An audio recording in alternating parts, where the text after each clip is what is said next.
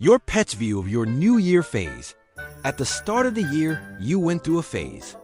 You woke up earlier, moved faster, left the house with purpose. You called it a new routine. Your pet didn't give it a name. They just noticed that everything was a little different.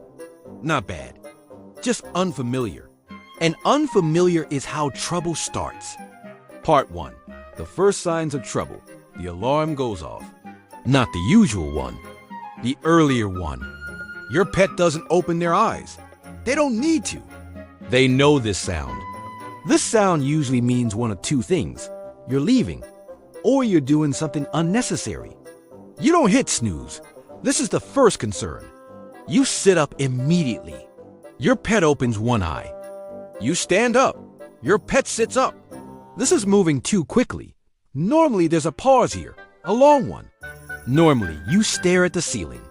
Normally your pet dozes again. That does not happen today. You walk to the bathroom. Your pet follows, not closely, not obviously, just enough to keep you in view. You move with intention. Your pet stops and watches. This is not how mornings work. The next day, it happens again. Same alarm. Same speed. Your pet is ready this time. They position themselves closer. They choose a better angle. They are observing a pattern. By the third morning, your pet is awake before the alarm. They are waiting. This is no longer coincidence. Part 2. Breakfast is no longer a smorgasbord. Breakfast still happens, but it's different. You eat standing up. You eat quickly. You eat without dropping anything. Your pet waits. Nothing happens. No accidental crumb. No bonus bite. No explanation. Your pet sits politely, then less politely, then directly in the place where crumbs used to land. You finish and leave the room. Your pet remains. They stare at the empty space where breakfast once mattered. The next day, they try again. Same result.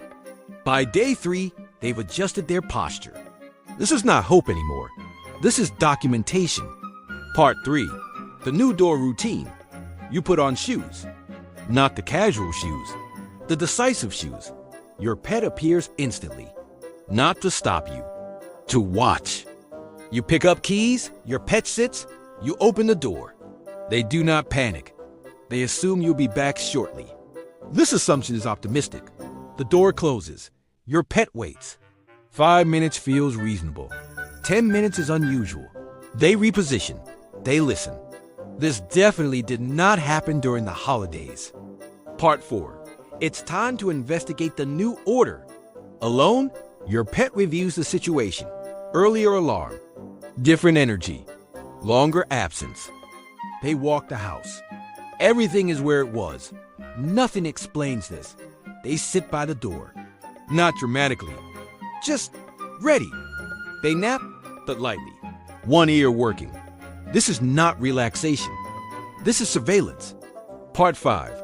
Routine enforcement strategy time. Your pet decides something must be done. They check the food bowl. Then again, then at the old time, snacks appeared. Then at the new time, snacks might appear. They sit in places you used to sit. They occupy the chair you abandoned. They monitor the hallway like it owes them answers. This is not boredom. This is responsibility. Part 6. Your pet decides they figured you out. At some point, your pet stops waiting. Not because they've given up, because they've solved it. They know what's happening now. You're that kind of person. The kind who leaves early, comes back late, does things efficiently. Your pet adjusts immediately. They relocate. Somewhere strategic. Somewhere with a good view. Somewhere that says, I understand how this house works now. They begin organizing their day around your absence. Nap number 1 is longer. Nap number 2 is deeper. Nap number 3 is experimental. They stretch like someone with a schedule.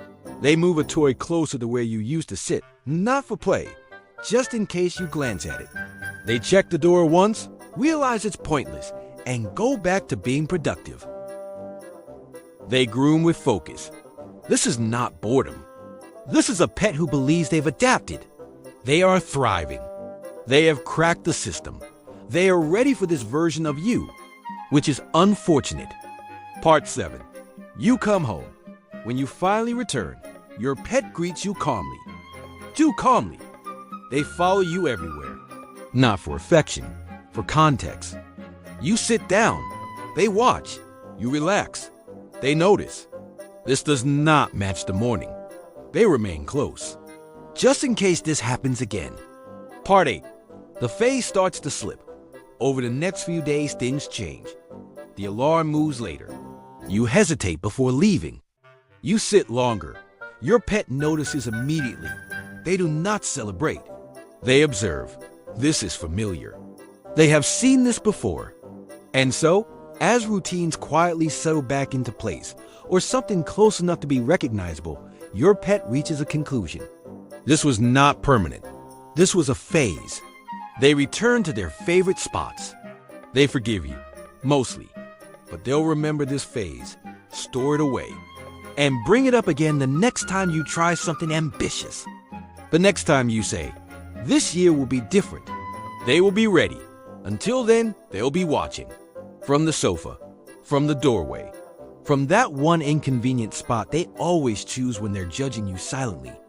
Welcome back to BadgerVids, making sense of the chaos and pretending it's normal. Like and subscribe for regular installments. And remember, your pets aren't finished with you yet. See you next time on BadgerVids.